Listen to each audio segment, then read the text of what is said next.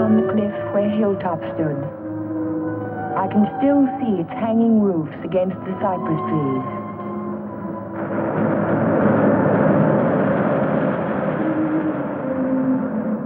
But Hilltop is no more. There is only a scar of jutting rock where once its windows glittered in the California sun. My Aunt Amelia's house still stands next door. I was a welcome guest within its walls, but to me it will always be a house of fear. I was afraid that Sunday morning in September. I was afraid before the doorbell rang.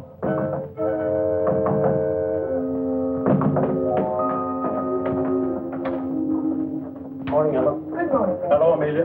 Where is he? Where's Cohalan? Jeff? Why, what's wrong? It's a wonder you weren't murdered in your bed. Dr. Hartley told me this morning I won't permit him to stay in this house another day. What is it, Major? What's the matter? It's all right. It's all right, Amelia. I'll handle this. Where's his room? It's there, Just leave this to me. I'll take care of Cohalan. Cohalan! Cohalan! Are you in there?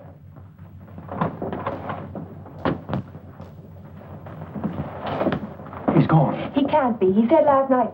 Well, I mean, he must be around somewhere. I'll search the place from top to bottom. Would anyone mind telling me what all this excitement is about? You've been harboring a dangerous man. A man who is... Wouldn't it be fairer to Jeff if we wait until we find him and then he can speak for himself? Well, by all means, find him. But where? Well, supposing I look in the garage and see if his car's still there. Just what did Dr. Hartley tell you?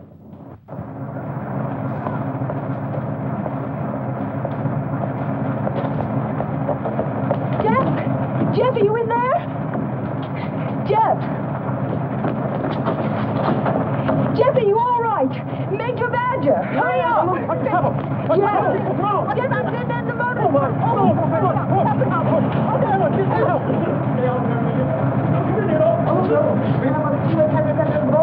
Gotta get him out in the air. Amelia, call for an ambulance. Yes, I will. Come on, Ellen. Right grab away. his shoulders. You grab his legs. You get him out in the air. Come on. Jeff, if only I had listened to the doctor. If you had only listened to him on the train. There was something wrong even then. Something terribly wrong. I should have seen it in your eyes the first time we met.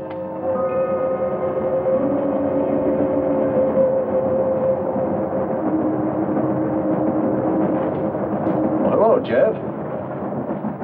Oh, hello, Doc. Patient in Los Angeles, or were you just doing the town? Oh, medical dinner at the Biltmore last night. What have you been up to?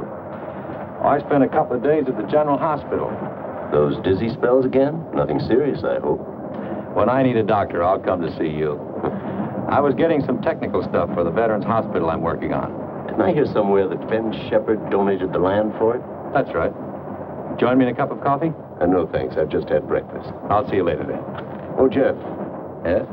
I don't like those recurring periods of depression of yours. Why don't you come in and let me give you a checkup? One of these days.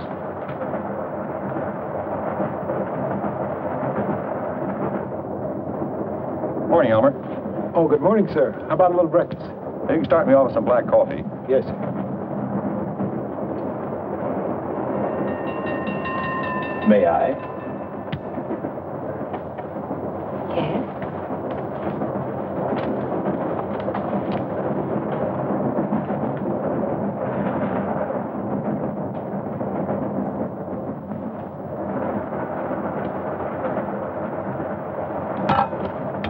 Oh, sorry.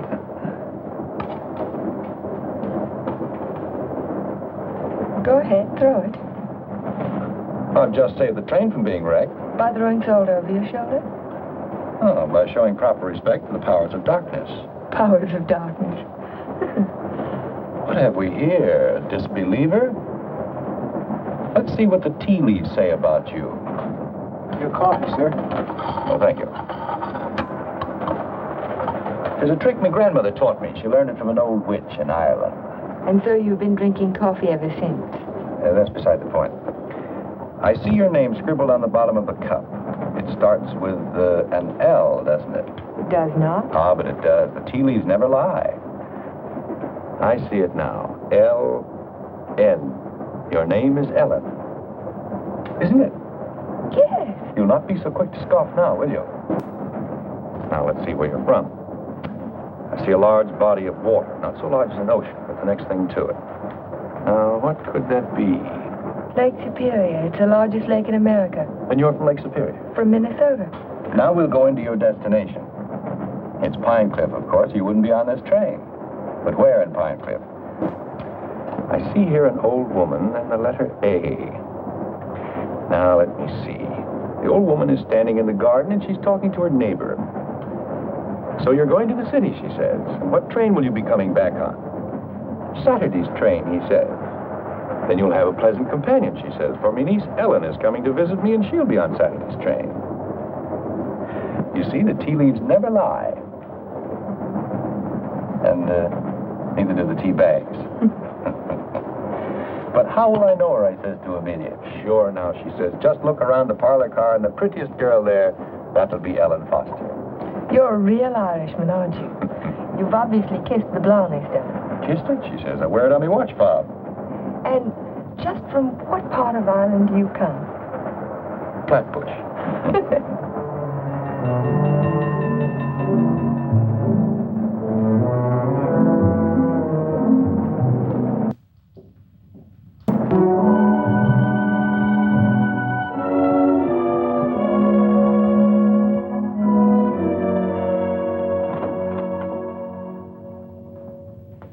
Good morning, Stu. Good morning, Mr. Cohalan. Mr. Shepard here yet? Well, he's in his office. Thank you. I think this would be an ideal site for the beach club, don't you, Keith? Yeah, it certainly would, Ben. Busy, Ben? Oh, come right in, Jeff. Well, we bring the road in here and divide this section into 2-acre lots. Hold out this area for the golf course. Hi. How are you, Ben? Hello, Jeff. How was the trip? Fine, thank you. I bought you a little present while I was in Los Angeles. Found it in an antique shop. Hi, Jeff. Parents? It's a map of an old Spanish land grant. Say, that is an antique. Here's the Ibarra territory. My grandmother's grandfather, he lived right there. That was before California was a state, wasn't it, Ben? It certainly was. I keep forgetting how long your family's lived here. Only since 1820. Really? Come in. Pardon me, Mr. Shepard. What is it, Mac? Well, Sue told me you were in here. Did you take any blueprints with you when you went down to the city? No, why? Why, the rear elevations are missing. They can't be. I put them in a file Thursday. Well, they're not there now. Well, there must be. Come on, I'll help you look for them. See you later, Ben. Thanks for the map, Jeff. Glad you like it. Jeff seems to be getting awfully absent-minded lately, doesn't he? The boy works too hard. Maybe so, but... Say, that's quite a map, isn't it? Oh, it's a beauty. Look, here's our beach. That's the old Spanish name for it, Costa del Rey, the Coast of Kings.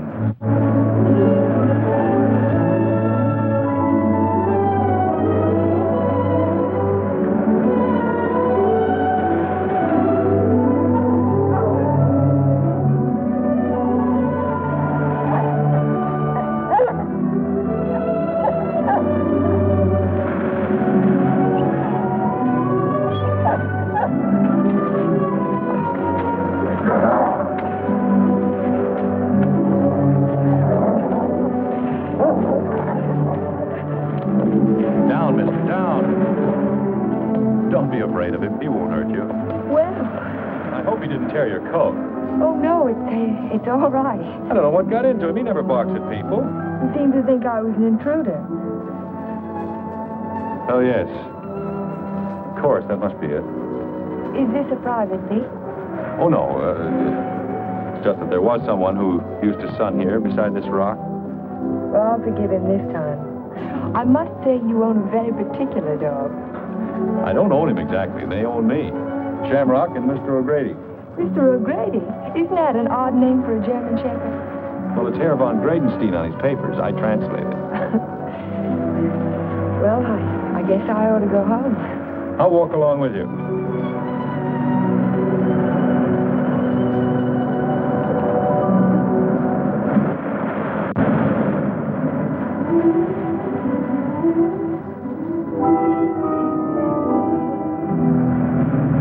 What an amazing house.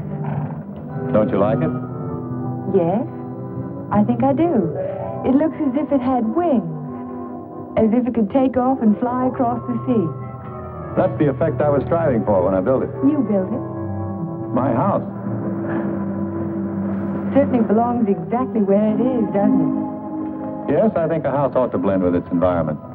If it's built in a valley, it should crouch between trees. If it's on top of a hill, it ought to be part of the sky.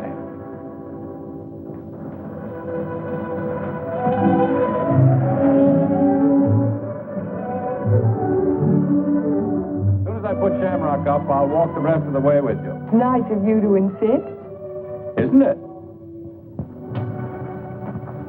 I'm beginning to like your house more and more. You can't take it all in at the first glance, can you? No, it's like some people that way, I guess. You have to know them a while. Like you, for instance? Yes, I suppose that's true of me, too. We don't have houses like that in Minnesota. Do you mind if I take a closer look at it? I thought you said you were late. Oh, another 10 minutes won't matter.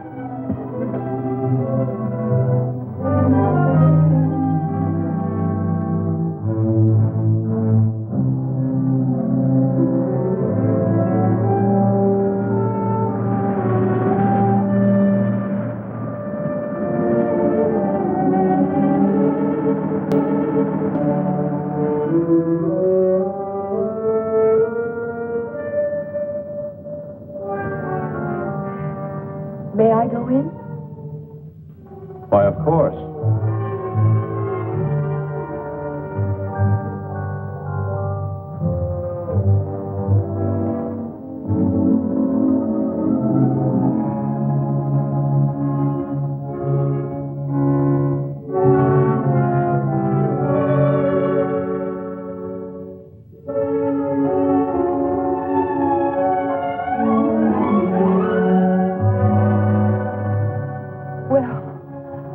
I just don't know what to say. You care for a drink? Thank you. Sherry, all right? Yes.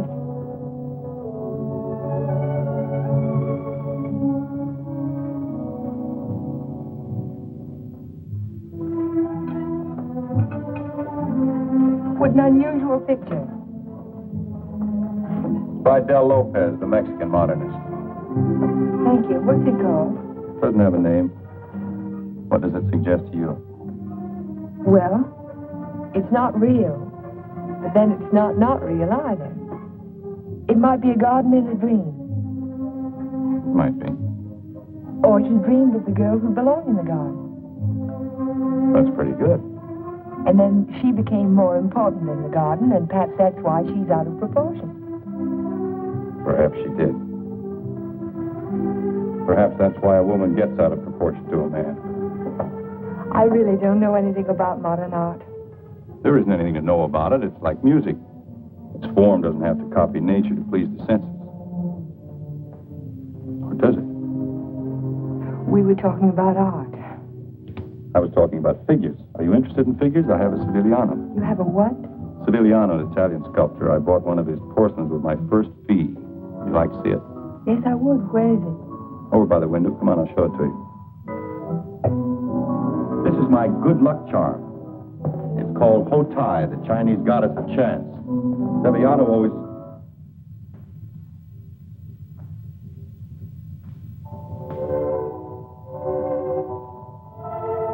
Oh, Jeff, I'm terribly sorry.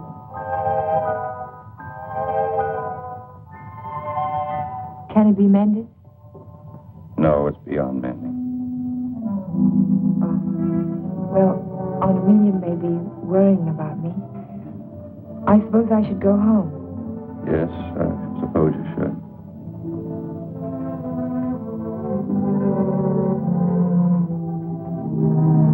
Goodbye.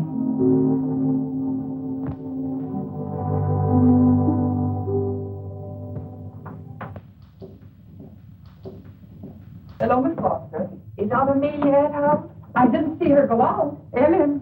Oh, hello, Aunt Amelia. Were you afraid I was lost? No, I was sure you could take care of yourself. But it was getting late, and I was afraid you'd forgotten about the dance at the country club tonight. Of course not.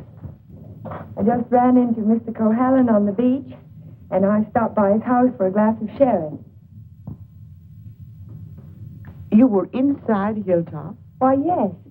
You don't disapprove, do you? After all, I'm a little old to need a chaperone. But no one's ever been inside Hilltop before. No one. Except Jeff. It's funny. He built it for his bride. Then there's a Mrs. Cohalan. No, Vivian was killed the night before the wedding. How awful. Aunt Amelia. Yes, dear.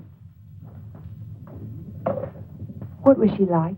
Vivian, she was the most beautiful girl you ever laid your eyes on. She was Ben Shepherd's daughter. Ben Shepherd.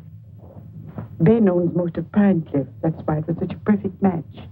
Jeff was a protege of his, more like a son. And when he fell in love with Vivian, Ben was delighted.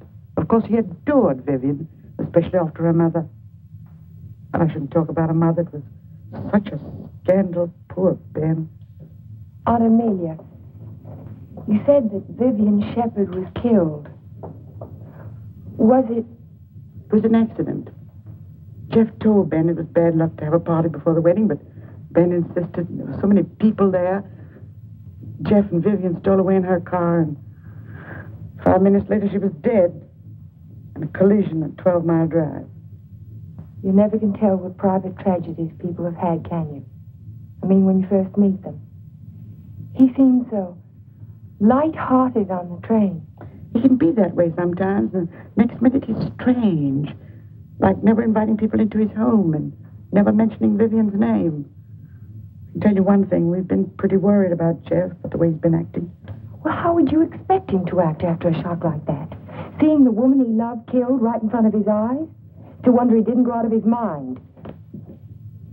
Don't get so excited, dear. I'm sorry. And don't get too interested in Jeff Cohalan. There were other attractive men in Pine Cliff. Oh, men who aren't... Men who aren't what, Aunt Amelia? Well, after all, he has had a tragedy in his life, and it's only a year ago. Hadn't we better get dressed? Yes.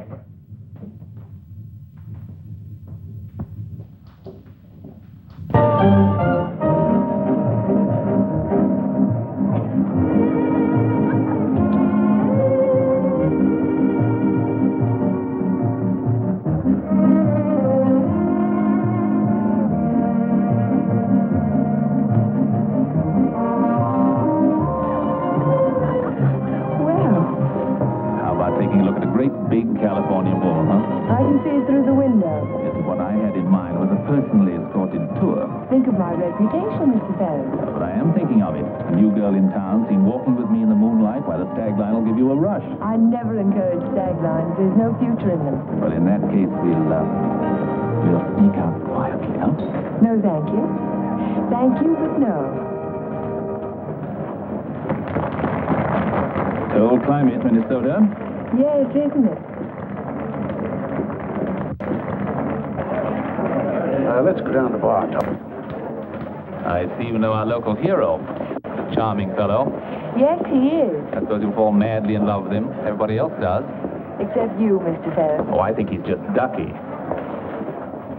Did you children enjoy your dance? It was just ducking. Keith, you must sit down and have a drink with us. I thank you. I'd like to. Hello, Amelia. Hello. Welcome home, Dodo. Thank you. Good evening, Major. This is my niece, Ellen Foster. This is Miss Ferris, dear. How do you do? How do you do? And Dr. Hartley. Why, yes, we met on the train. My name is Ferris, too. You, I know. A wolf, Major. Now, you two stay right here and don't you move till we get back.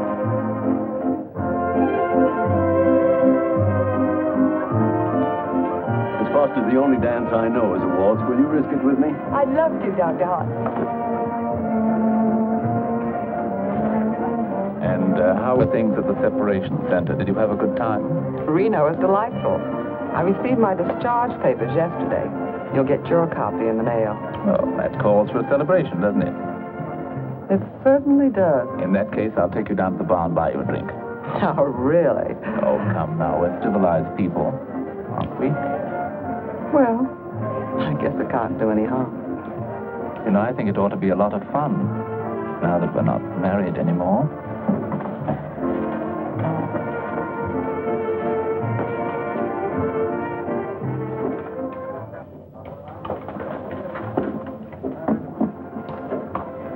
What do you think your chances are? Ben, I built more hospitals in the South Pacific in 1 year than the average architect will see in a lifetime. The only competition I'm worried about is Talbot and Talbot. Huh? Not that I can't compete with them professionally, but they seem to know how to play the political side of it. Well, that won't count here. I hope not. Anyhow, I'm indebted to you for a crack at it. I merely suggested that they invite a local architect to submit plans. Jeff, you're looking pretty seedy. Sure you haven't been working too hard? Well, it's been a pretty hectic week, Ben, but we finished up tonight. Plans are all wrapped, ready for mailing in the morning. Hello, Ben, you old darling. Hello, Dodo. Hello, Jeff. There's an admirer of yours looking for you upstairs. Who's that? A girl by the name of Foster. You seem to have made quite a score. Aren't you speaking to me, Jeff? Certainly, Dodo. How are you? Fine. Are congratulations in order? They certainly are. We're celebrating the new freedom. See you later. Bye. I think I'll go upstairs, Ben. It's getting a little crowded down here.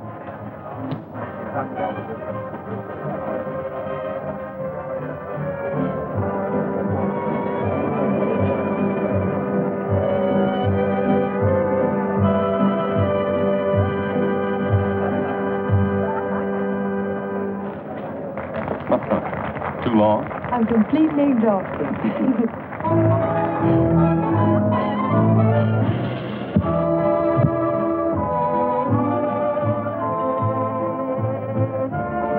What is that song? Do you know? It's called Don't Forget Me. Oh, I remember. They played it a lot last year. Yes, we played it last fall. Is something the matter? No, I didn't eat my dinner. I guess you shouldn't drink on an empty stomach. Excuse me.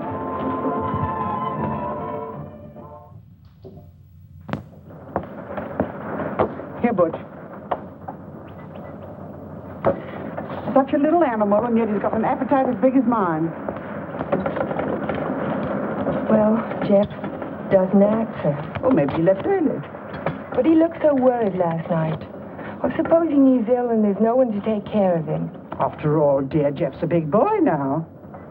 Oh, how nice. We're invited to Ben's Fiesta next week. He gives one every year. I think I'll walk over and make sure he's all right. Who, Ben? Oh, you mean Jeff?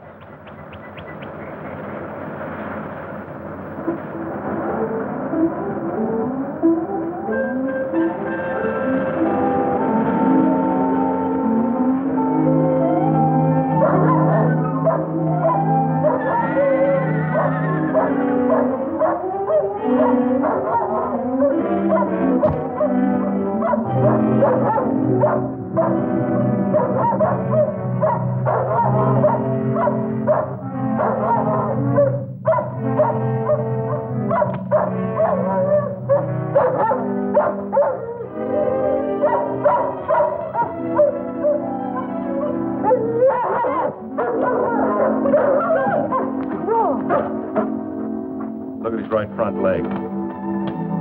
It's shattered. Oh, Shamrock. I hate to have to destroy him. How did it happen? I don't know. I don't know how it could have happened. You better wait for me outside.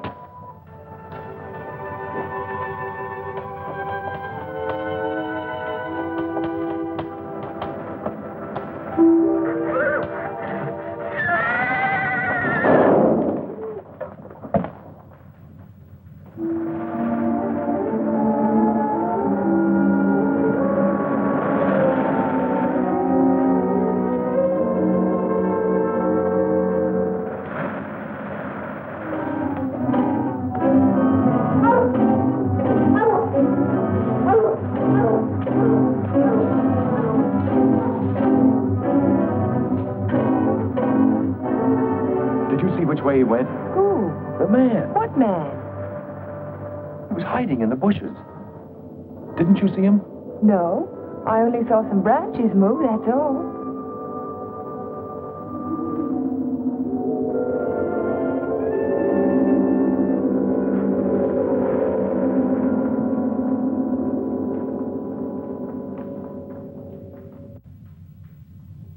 I've never seen lovelier roses. What are they called? Matador, I believe. They grow on the bush out on the terrace. Matador? Oh, of course, after the color of the bullfighter's cape. Or the bull's blood. Jeff, I'm so sorry about Shamrock.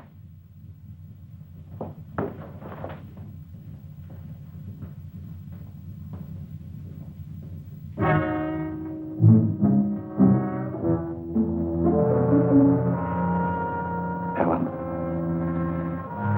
you better go now. You're not safe with me. Do you understand? I suppose I don't want to be safe. Please go now. I'll call you later. All right, Jeff.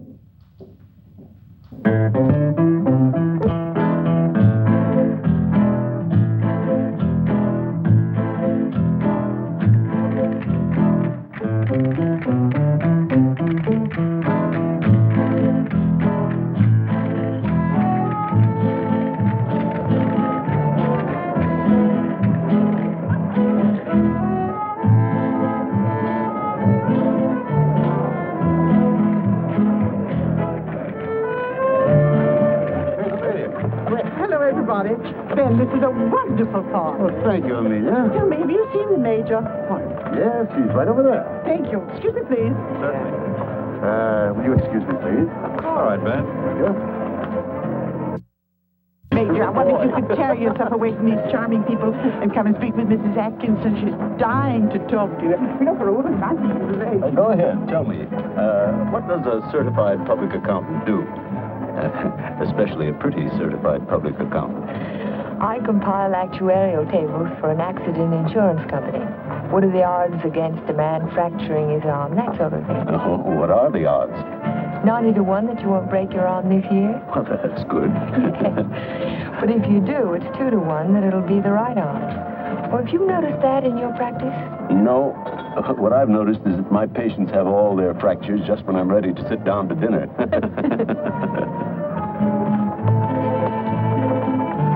Hey, you. Come here a minute. I want to talk to you. Si, senor.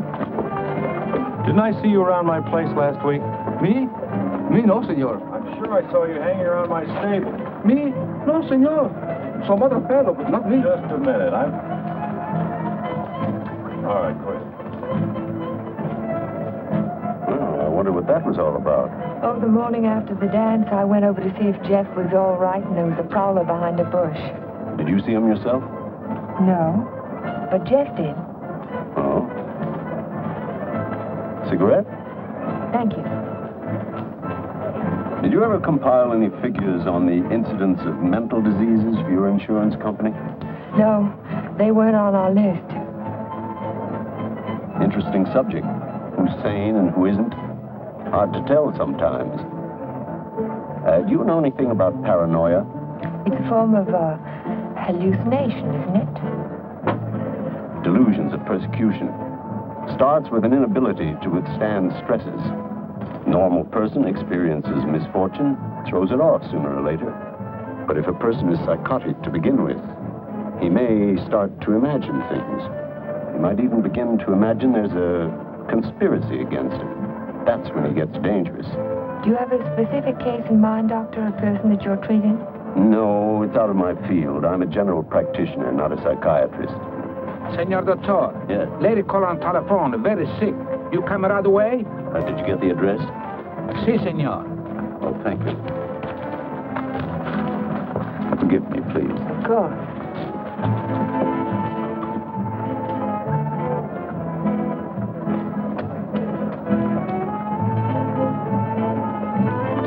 Are you sure, Jeff? Ben, I'm positive it was the same man. Well, I'll talk to him if you want me to, but you know how it is with those fellows. They all look alike if you don't know them.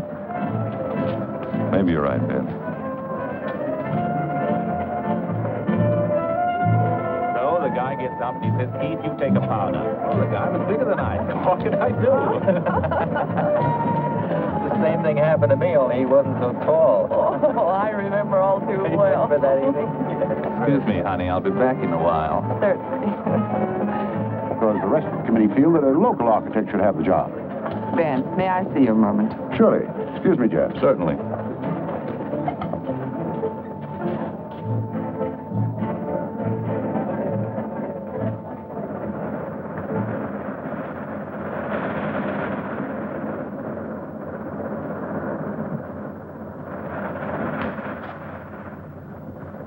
Well, if it isn't Miss Icicle from Minnesota. Good evening, Mr. Ferris. Call me Keith. It was nice of you to find this secluded spot. Are you always this way when you've been drinking? Oh, now, this Miss Prim and Proper business didn't fool me for a minute. I spotted you the first night. Don't. You don't have to pretend, honey. Just relax and enjoy it. Stop it. You kidding?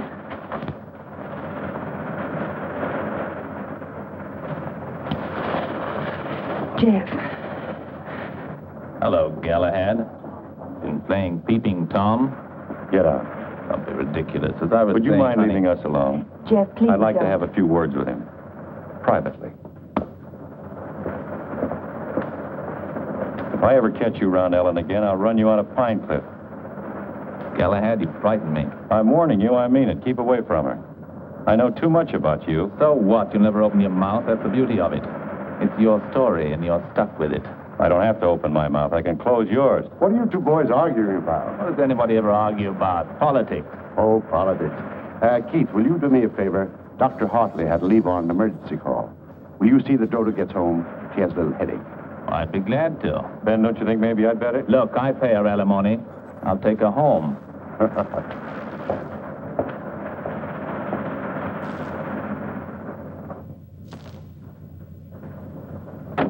It was a lovely, lovely party, darling. I'm glad you enjoyed it. You're sure I can trust you to take her straight home? Oh, the car knows the way, Ben, all by itself. Good night, then. Oh, Ben. Yes? It might be a good idea to keep an eye on Jeff tonight. See that he doesn't drink anymore. He was getting a little out of control. Thanks, Keith. I'll watch him. Good night.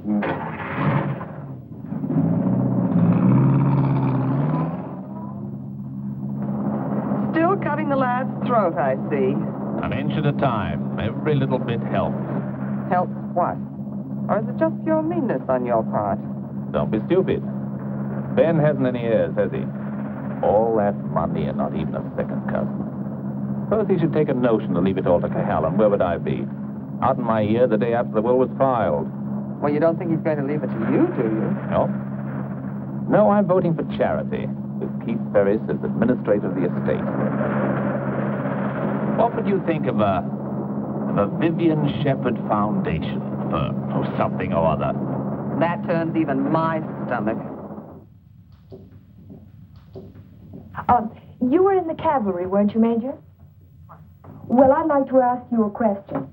Can a horse break its leg in its own stall? What's that? You think it's a chance in a million?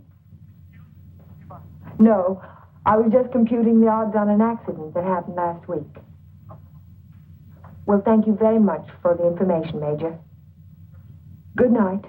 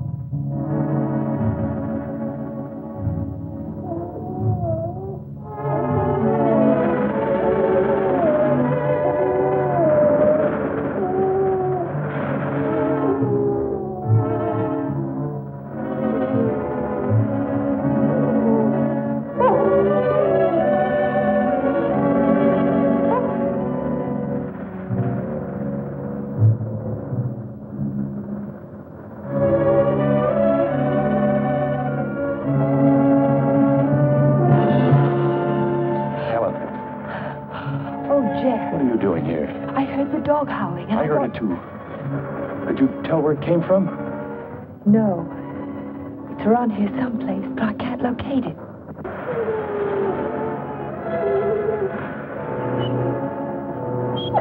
Jeff, listen.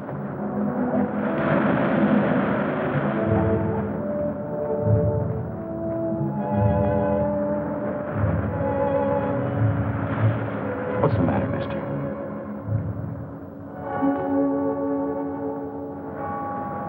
He's gone. Oh, Jeff.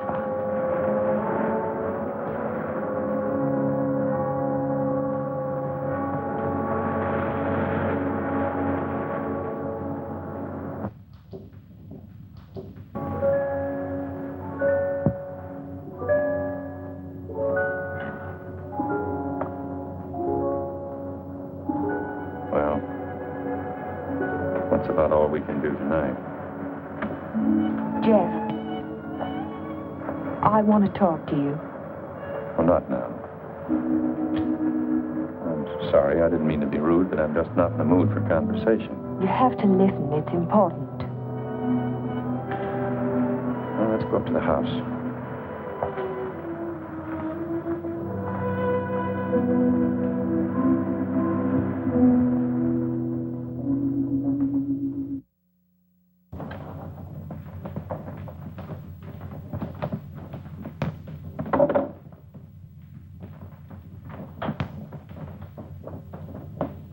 All right, let's have it. I talked to Major Badger tonight. He can't understand how Shamrock could break his leg in his own store. Well, he hasn't anything on me. I can't understand it either. Unless it's bad luck. Don't call it luck, Jeff. What would you call it? I'm not sure. A few days ago, this rose was on your matador bush. It was alive and beautiful. Now it's dead. Was that bad luck, or was it cause and effect? You picked it, so it died. I didn't pick it. The whole bush died overnight for no There reason. must be a reason. There's always a reason for everything. Is there? Maybe you can give me a reason for this. Take a good look at it. It looks different. Is it the way the light hits it? It isn't the light, it's the colors. Look at it again. Oh, I see what you mean. They faded, haven't they? All the life's gone out of it. Your rose bush died. Your painting fades. But have you ever had a common, ordinary fall, Jeff? What do you mean? 65% of all accidents are falls. Falls down a flight of steps, falls out of a tree, falls off a ladder, or in a bathtub. But nothing of that sort ever happens to you. It's too ordinary. Your kind of accident has to be unique. What are you driving at? Your bad luck, Jeff. It's a little too bad to be true. Your porcelain figure fell off the table while nobody was in the house. Shamrock broke his leg while he was in his own stall. Now your picture fades. It's too bizarre, Jeff. The impossible can happen, but not over and over again. Are you trying to tell me they didn't happen? No, they happened all right, but it wasn't luck. Can't you see the pattern that runs through all your accidents? Shamrock, Mr. O'Grady, your picture, your statue, your rose bush, and the collision on the highway last year. That's when it all began. 6 accidents, and every one of them killed something you loved. Do you know what the mathematical odds are against a run like that? 1 billion to 1. Are you telling me they weren't accidents at all? No, I'm only trying to tell you that lightning can strike twice in the same place, Jeff, but not 6 times. You mean you think that all of these things have been planned by someone? Someone who hates you, who's trying to destroy you. Who could it be, Jeff? I don't know. We'll find out. We'll go back to the beginning, the night that Vivian was killed. We'll talk to the policeman who reported the accident. We'll find the garage they took the car to. We'll ask 1,000 questions about the accident and about Vivian. Ellen. We'll start tomorrow morning. We'll look for witnesses. Ellen, wait a minute. Perhaps the ambulance driver will remember something. I'll find him and I'll talk to him. You won't talk to anyone. Well, why? Why won't I? Because I don't want you to. But, Jeff... Listen to me. I don't want you asking questions. I don't want you investigating anything. This is my affair. I'll handle it my own way. I was only trying to help you. Well, now you've let me know where I stand. You don't want any help from me. All right, then, do it your own way. Helen, listen to me. Just don't let any black cats cross your path. And if you see a horseshoe, pick it up and spit on it and throw it over your shoulder. That ought to take care of everything. Helen.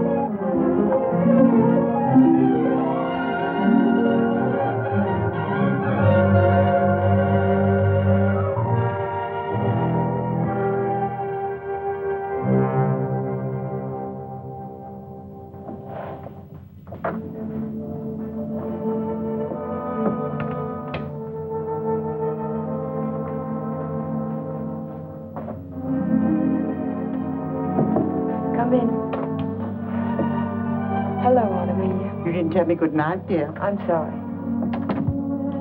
Is anything wrong? No, there isn't anything wrong. There isn't anything right either. I saw you come home. You were at Jeff's again, weren't you? Yes. I don't want you to think I'm an old busybody, but I'm all the family that you have, and it would help you to talk to someone. What is there to talk about? He doesn't love me. He never will. He's in love with a memory. I tried to warn you to be sensible. Sensible? I love him. I've got to help him if I can, whether he likes it or not. I know. Good night, dear. Good night, Aunt Amelia.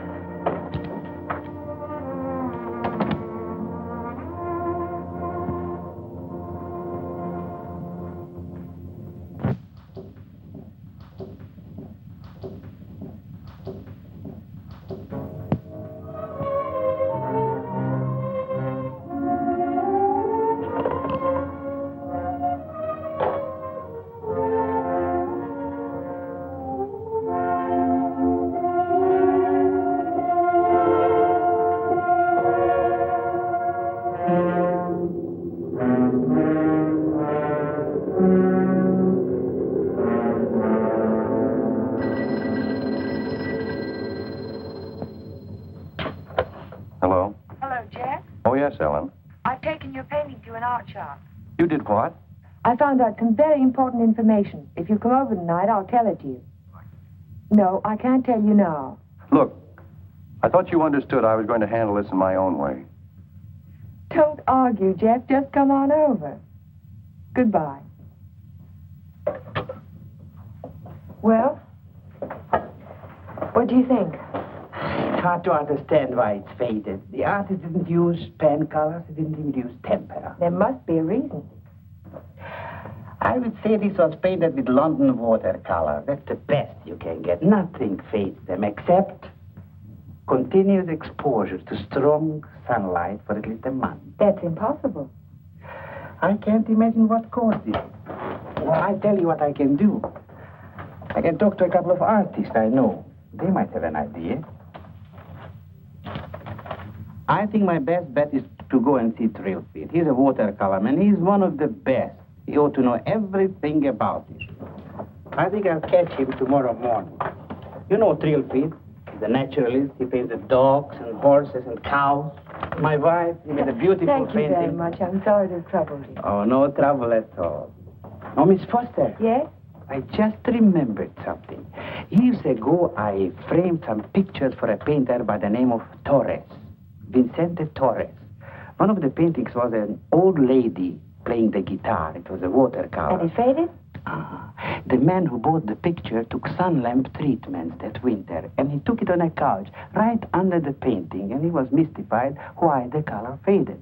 So Vicente found out that the rays from the sun lamp broke down the pigment. Can you remember the name of the man who owned that picture? I don't think I ever knew. It was some local man. What about the artist? Is he still in Pine Cliff? Torres? He died 5 years ago. Oh. Thank you again.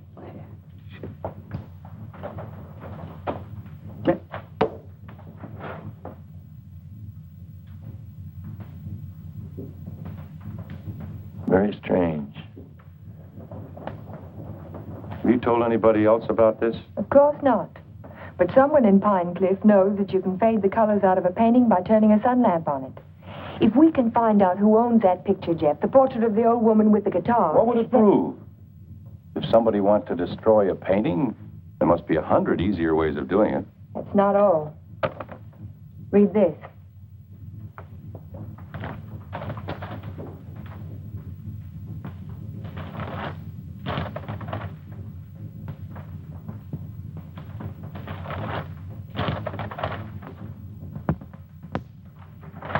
Arsenic? In the soil underneath the matador bush. I dug it out this morning. Enough arsenic to burn out the whole root system. It didn't get there by accident, Jeff. Someone put it there. Someone who knows how to poison a rose bush. Or a dog. Or a man's life. Would you really like to help me? You know I would. Then forget it. Forget the whole thing. But there was poison in the root system. The chemist told me. You never saw the chemist. You never heard of a portrait of an old woman with a guitar. Do you understand? No. No, I don't understand. Jeff! Jeff! Your house. Look out the window. I saw it from upstairs. What? It's burning.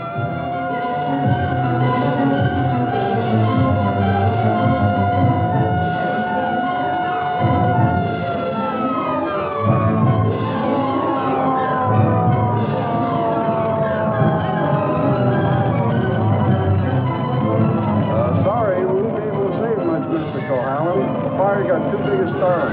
Everybody stand back, please. Out of the way, please.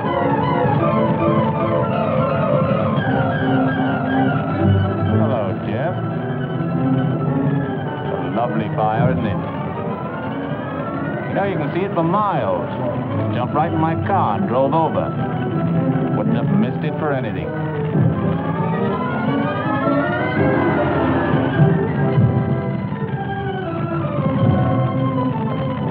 I'm so sorry, Jeff.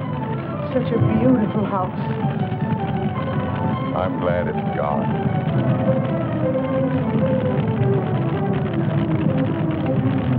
Be sure to tell Jeff that he's welcome to come and stay with us as long as he likes.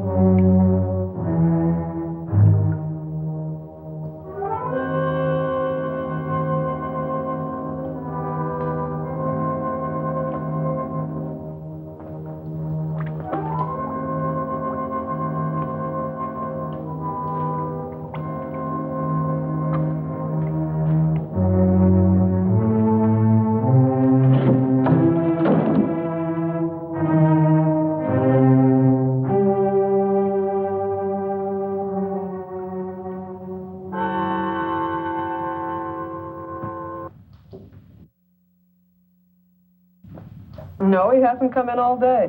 Try to locate him at Mr. Foster's? Yes, I did, but he left the house early this morning. Well, wait a second. Here he is now. Good, good. Have him come right in. Mr. Shepard wants to see you. So I hear. He'll be right in. Thank you. He's here now, Stacy. Hello, Ben. I didn't mean to keep you waiting. It's quite all right, Jeff. I'm terribly sorry about what happened last night. I know you are, thanks. I wouldn't bother you about anything today ordinarily, but Mr. Rogers here just came to town. Stacy Rogers, chairman of the hospital committee. Oh, of course. How are you, sir? Glad to know you. This is the Jeff Cohalan I recommended to you. Yes, we examined your plans last night, Mr. Cohalan. Good, clean, modern lines. Thank you. I'm sorry we couldn't give you the job. You couldn't, what? I was just about to tell you, Ben. We decided on Talbot and Talbot. You did? Well, this is a surprise, Stacy. Which was it, Mr. Rogers? Politics or stupidity? I beg your pardon. If they'd given it to Magruder or Chesney and Pike, I wouldn't have said a word because I know the boys would have gotten a good, modern hospital. But Talbot and Talbot haven't had a new idea since Burnham did the Flatiron Building. Oh, now, take it easy, Jeff. Oh, they're not architects. They're political finaglers. Maybe you can tell me just one detail in their plan that was an improvement over mine. Name just one. Young man, your attitude doesn't deserve a reply.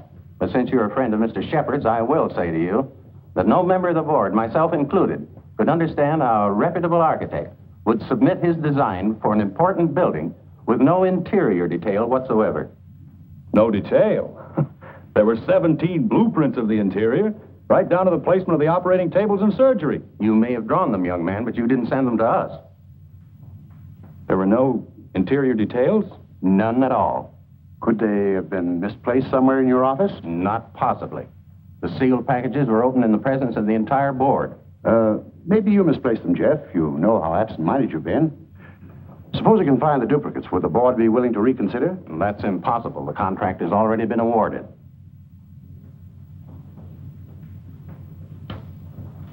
Well, this is quite a shock, Stacy. I felt sure that Cohalan would get this job. Oh, I'm sorry, Ben, but you understand my position. Jeff, you weren't going home without me, were you? Without you? You told me to drop in at 5:30 and you'd drive me home. Do you remember?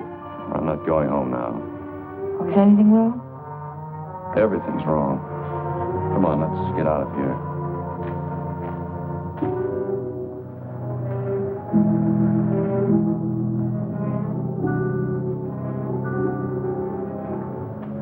It's dreadful. A whole year's work completely wasted. Typical Cohalan luck. Don't keep calling it luck.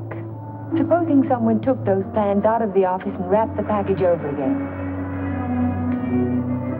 Who'd do a thing like that? Keith would. He hates you. He hates everybody. There's something twisted inside of him. It would take a psychiatrist to explain it. And why does Mr. Shepard keep him on at the office? Doesn't know what he's like. Dodo must know. She acts as though she's still in love with him. There are women who love men like Keith. Take a psychiatrist to explain that, too. It's getting kind of late. I'd better drive you home.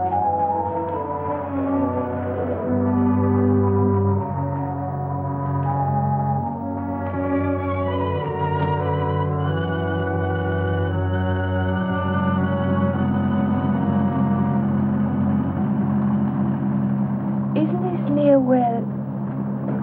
What'd you say? Nothing. Drive faster, will you, Jeff? I want to feel the wind in my face. All right.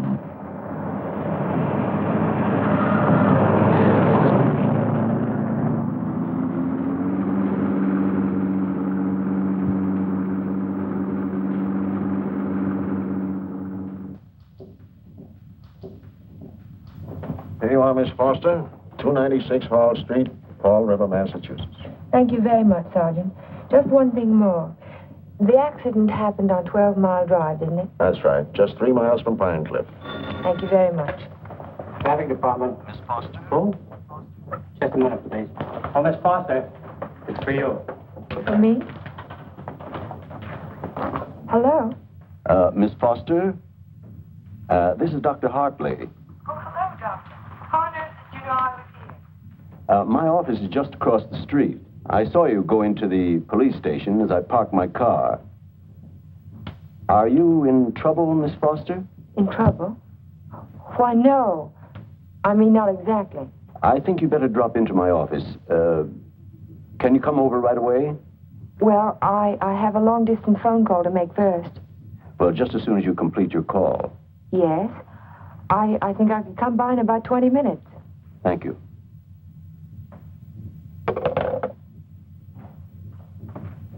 Thank you, Sergeant. It's all right. Miss Foster. Hello, Dr. Hartley. Come in. Come in. I was startled when you telephoned me at the police station.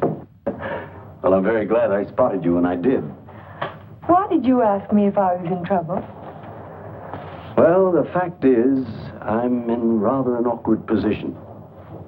But your aunt is getting along in years, and I didn't want to disturb her unduly, so I thought it best to discuss this matter with you. Sit down, sit down. Thank you. Yes, Doctor? Since I'm your aunt's physician, I feel it's my duty to inform you that she isn't safe. That neither one of you is safe, for that matter. So I wanted to get your permission to speak to your house guest, to ask him to move to a hotel. But I don't understand. What has that to do with my aunt's safety? Yes, I was afraid you'd ask me that. The fact is, you're forcing me to take an unethical action. The man isn't my patient, and even if he were... Whatever it is you're trying to say, Doctor, why don't you just go ahead and say it? Yes, you're quite correct. I'll come to the point. Let me say that I believe your house guest, Mr. Cohalan, is definitely paranoiac. He seems to have all the obvious symptoms of delusions of persecution. If that's true, then you and your aunt are in a hazardous position. Two helpless women in the same house with a man who may become dangerous at any moment. We can't allow it. May I ask you a question, Doctor? Certainly. You speak of delusions of persecution, but... Oh, a delusion is imaginary, a thing that never happened. That's right. But Jeff's dog was poisoned. His house was burned down. That was no delusion. I saw it myself. Did you see the gasoline can? Gasoline can? The gasoline can the police found in the ruins of Hilltop. It was an unusual type of container. Only one store in Pine Cliff sells them. And that store sold such a can to Jeff last Monday. How do you know? The chief of police told me so this morning. But I don't see how. And that isn't all. The body of the dog was disinterred. He died of arsenic poisoning. 2 days after his master bought a package of weed out. Are you trying to tell me that Jeff burned down his own house? That he poisoned his own dog? That's impossible. No man in his right mind... Exactly. No man in his right mind. But why? Why would he do a thing like that? Listen. Listen to this.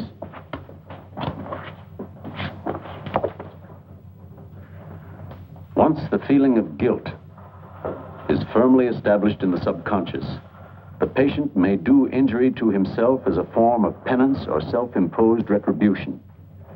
Such actions may be taken without conscious volition and will often disappear entirely from the memory stream, so that the patient is later unaware that his injuries were self-inflicted. That's my theory, that Jeff is suffering from feelings of guilt, and he's unconsciously punishing himself for it. Guilt? You keep talking about guilt. I don't understand you. What is he guilty of? His fiancée was killed in an automobile accident a year ago, and he was at the steering wheel at the time. It would be an unusual man who didn't reproach himself under those circumstances, even if he was blameless. And if he thought he was responsible for the death of the woman he loved, if the thought began to prey on his mind, it's rather an obvious theory, isn't it? Yes. Then I have your permission to speak to him. I'll be as tactful as possible. No, not yet. Not until Friday. Friday? I've got to have time to think about it. I'll be very careful, but promise me you won't speak to him yet. Well, I can't force my opinions on you, Miss Foster, but I must emphasize as strongly as I can that delay can be dangerous. Extremely dangerous. I'll be very, very careful, Dr. Hartley. I hope you will, Miss Foster. Thank you.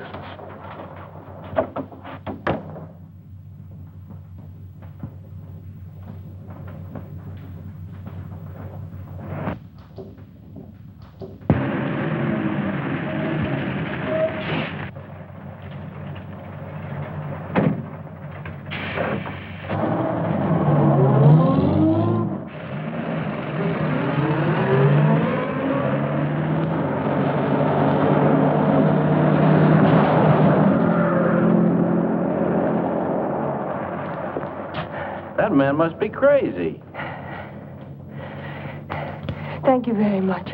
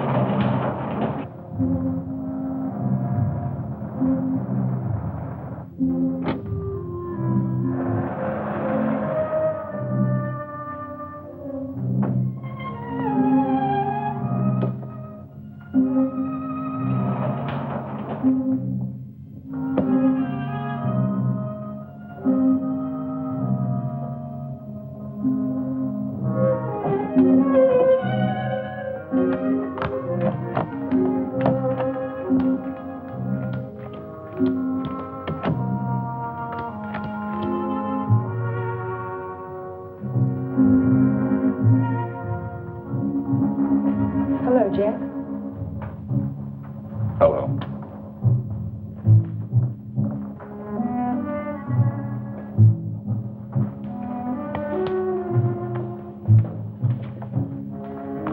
Jack of spades. Is that bad luck? Like a black cat? A dead man's card. Oh? Is there a card for a dead woman? The queen of spades. I almost drew it this afternoon. Oh, what happened? Oh, I just gotten off the bus and was waiting to cross the street, and a car nearly ran me down. It almost seemed to be trying to. Did you see the driver? No, I was too busy trying to get out of the way. What kind of a car was it? A green convertible, like yours, except the top was up. You've got to get out of here, Ellen. You've got to get out of Pine Cliff right away. Why, Jeff? Because something else is going to happen. I can feel it. It might happen to you. I'm not going to leave, not now. I'm warning you, Ellen. It's no use, I'm not going. You're asking for trouble. Am I? And I'll really ask for it. Watch yourself closely. Watch yourself every minute. Don't trust anybody. Not even you? Not even me. Well, I think I'll go to bed now. Major Badger said he'd come by in the morning and take us to church. You won't forget what I said. You be careful. I'll be careful.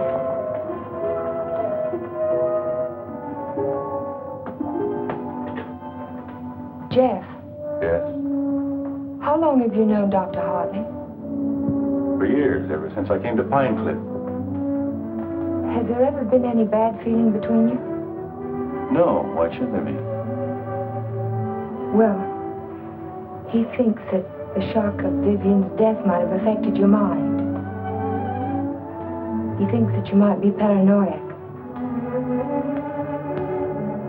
But you don't think so, do you? No. I don't think so. Good.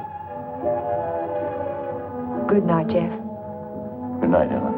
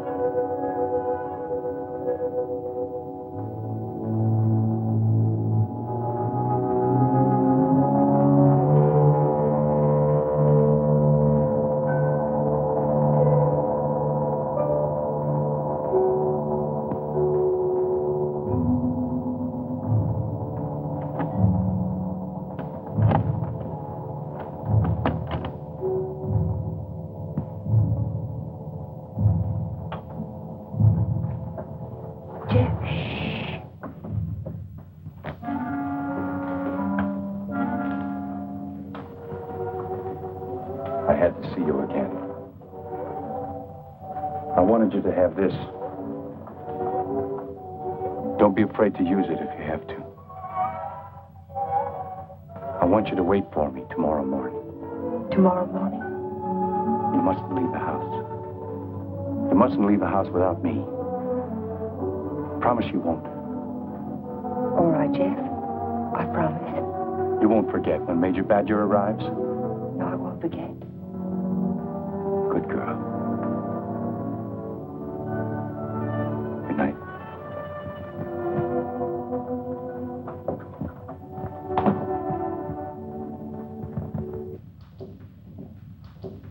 Next morning. I can still smell the fumes of the gasoline as we pulled his body from the car. But somehow it didn't quite ring true.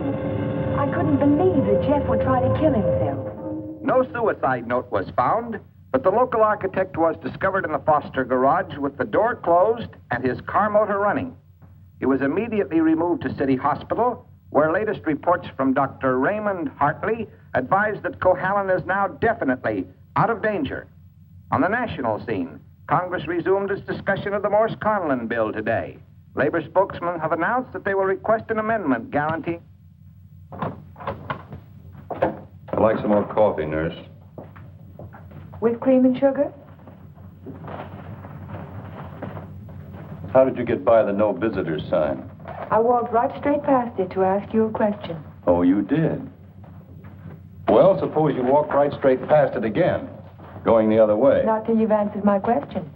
Would you rather I rang for a nurse? Oh, you weren't that way on Saturday night when you needed me. I made you a promise then and I kept it. Now I think you owe me the answer to one question. Just one. Well, I won't ask you why you came to my room that night. I know the answer to that one. Oh, you do? Certainly. You wanted to make sure that I'd find you on Sunday morning before the motor ran too long. You probably didn't start it until after the major rang the doorbell. You don't miss much, do you? You counted on that, too. You knew that when we couldn't find you in your room, I'd think of looking in the garage, no thank you, to see if your car was still there. You have all the answers, haven't you?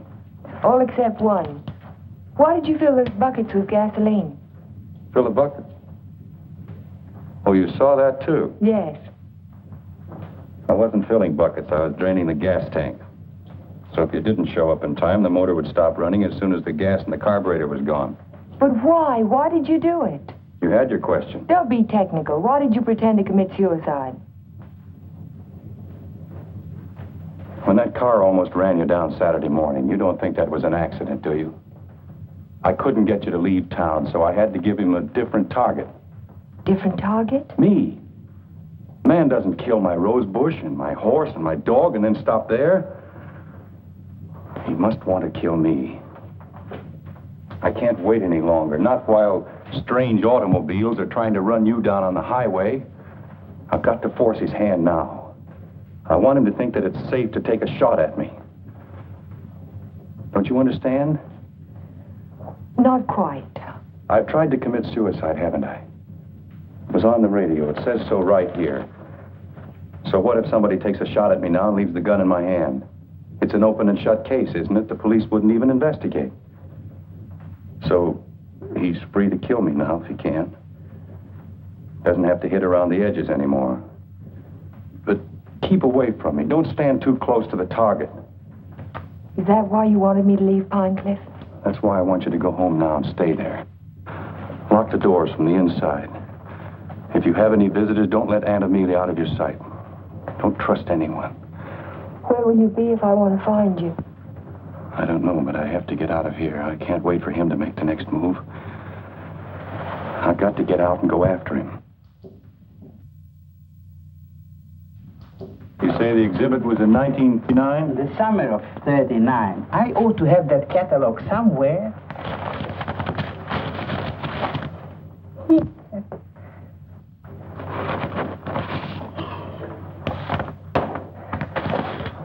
Here we are. And there's a list of all of the exhibitors in here? The back of the book. Practically every artist who might have known Torres. Oh, yes. This is perfect. Exactly what I was looking for. Thank you. Good afternoon. Yes? Are you Mr. Strabini? Strabini? Yes, that's me.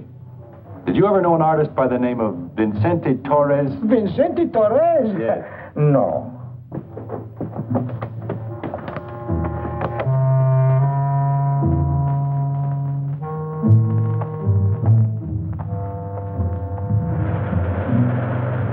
Vincente Torres? Certainly I knew him well. Watercolor man. No sense of depth. Do you recall a painting he did, a portrait of an old woman with a guitar? An old woman with a guitar? Don't believe I ever saw it.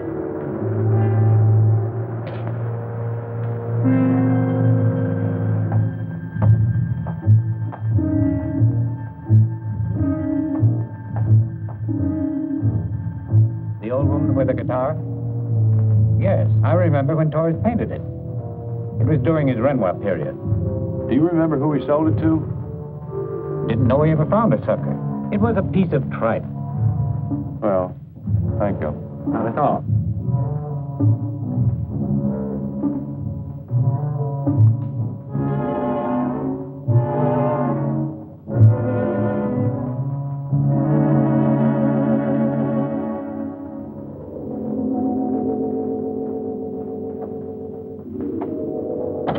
Why, Mr. Cohalan, Hello, Sue. you had a few phone calls.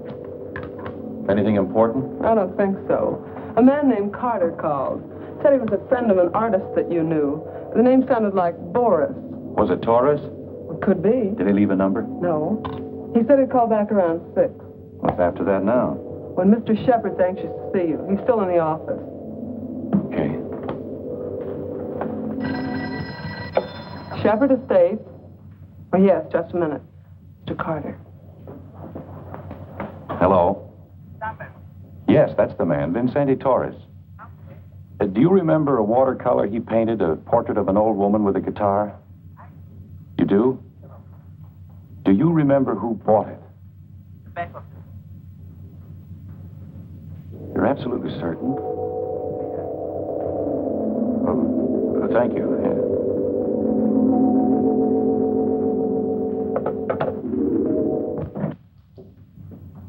Oh, you're just the man I've been looking for. They wouldn't let me in the hospital, and you seem to have disappeared since you got out. Well, I had some important things to do, Ben. Well, anyhow, you're here now. That's the main thing. Of course, I know it was an accident, boy. You couldn't have done it deliberately. Couldn't I? Of course not. Just the same, you've been overworked lately. You're looking all fagged out. It's time you took a rest. Yes, I could use a rest. A nice long rest. Just what I had in mind. As a matter of fact, I'm tired myself. That's why I'm thinking of taking a trip. See something of the world before I get too old. Sounds like a fine idea, Ben. Be a good idea for you too, Jeff. Why don't you come along with me? The two of us could have a pleasant time together. Leave all our worries behind and take things easy for a while. What kind of a trip were you thinking of, Ben? I haven't made up my mind. Where would you like to go? Oh, an ocean voyage might be nice. If the ship had a low rail and a long drop to the water. Or Niagara Falls might be handy, or the top of the Empire State Building. Don't talk like that, Jeff. Don't even think of such things. I wasn't thinking of suicide, Ben. I don't expect to jump. I expect to be pushed. You're crazy, Jeff. You're talking like a paranoiac. Where did you get that word, Ben? Did you read it in a book, complete with all the symptoms? I'm only trying to help you, but if you're going to take this... Sit down, Ben. Sit down and listen. You had all the tools to work with, didn't you? Your ranch hands who think you're a king will do anything you tell them to. I was out your place yesterday, Ben, looking for Pedro. They told me he didn't work for you anymore. Hadn't since the day after my house burned down. You let him go, didn't you? After he'd done his job. I'm beginning to think the doctor's right. I'm beginning to believe you do have delusions of persecution. Paranoia, Ben. You learned the word. Use it. When did you first plant the idea in Hartley's mind? Did you say, I'm a little worried about Jeff? And tap your finger on your forehead?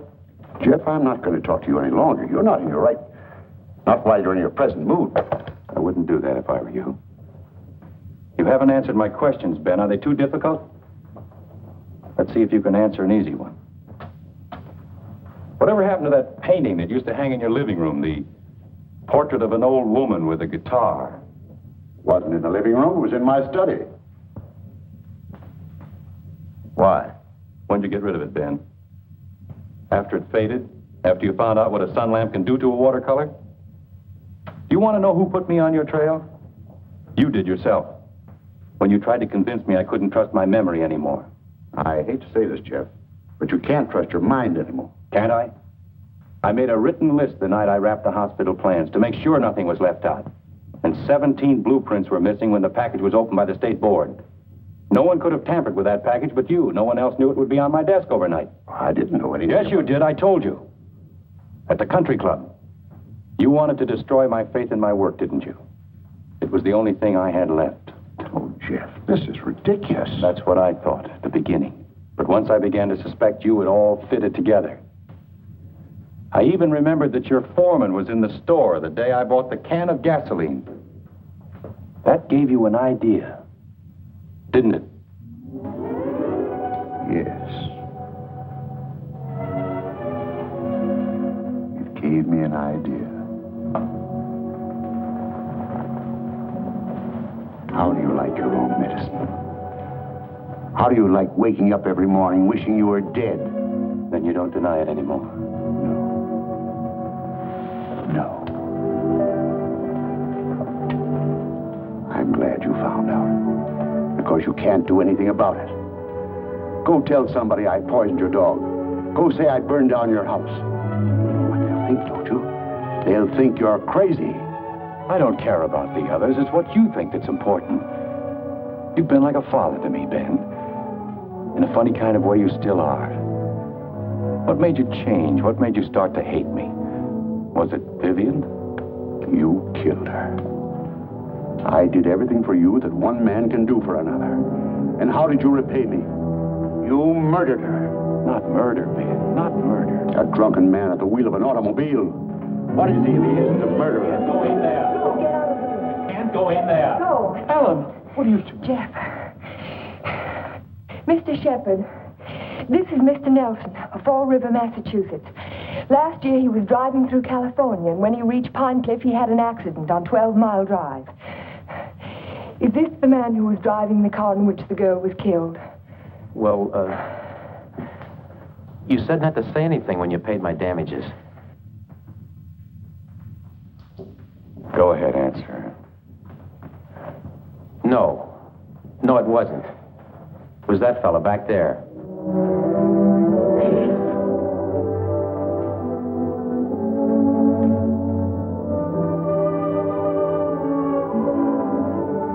Thank you, Mr. Nelson.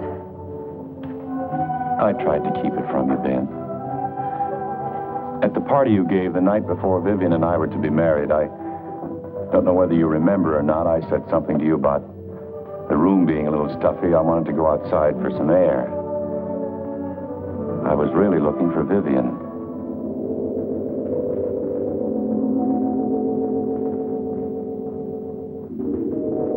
I found her, all right. I heard them talking to each other. It wasn't anything new, Ben.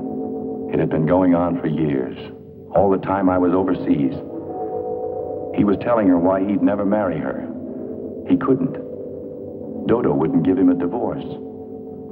So she said, we'll run away without a divorce.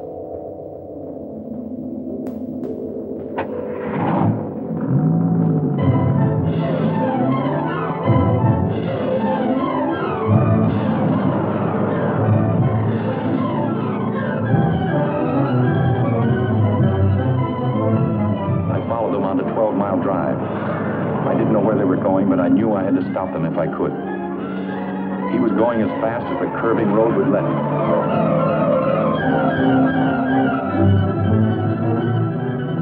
I tried to catch him, but he was driving like a madman. We were coming to the fork where 12 Mile Drive meets the highway. I saw a car approaching on the main road. Ferris didn't see the other car. I knew what was coming, but there was nothing I could do to stop it.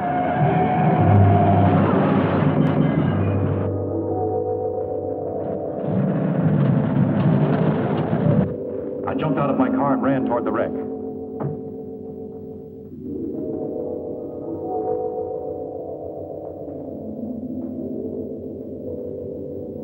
He said, do something for her. But there was nothing anyone could do for Vivian. There was only one thing left to do for anybody. I told him to take my car and get away from there.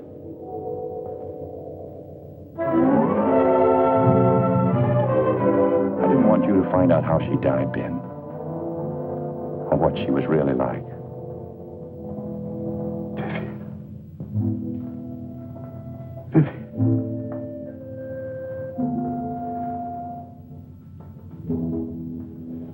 I'm sorry you had to know, Ben.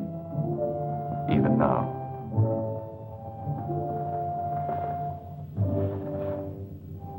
Vivian, I always gave you everything you wanted from the time you were a little girl. You were all I had after your mother ran away. She was no good. I never told you that, did I? Your mother was no good. Now you want to run away, too. Just like her. The same bad blood. Jeff, he thinks I know. I won't go through that again. I'll kill you first. I'll kill both of us. My shoulder. Ben, put down that gun. Put it down.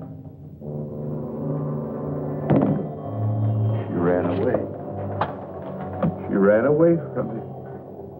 Call Dr. Hartley. Well, you finally fixed me with the old man, didn't you? But you'll never get any of his money now. He's as nutty as a squirrel. Now get out of here. Get out of Pine Cliff. If I ever see you again, I'll kill you. Dr. Hartley, this is Ellen Foster. Will you come over to Mr. Shepard's office right away? Yes, it's urgent. Thank you. It's all right, Ben. Everything's going to be all right.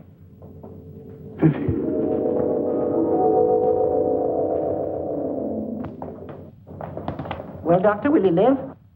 He's healing beautifully. No infection, no complications, simple perforation of the deltoid. And all the time I thought it was my shoulder.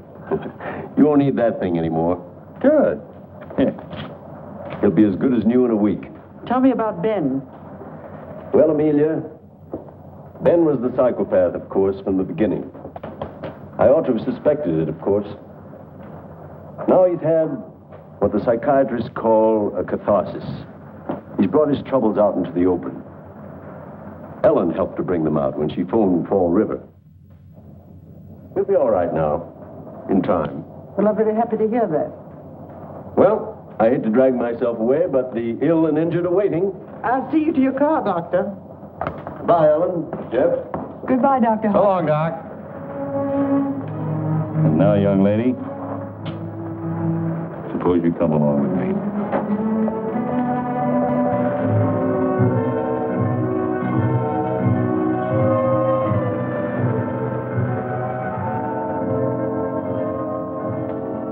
Ellen.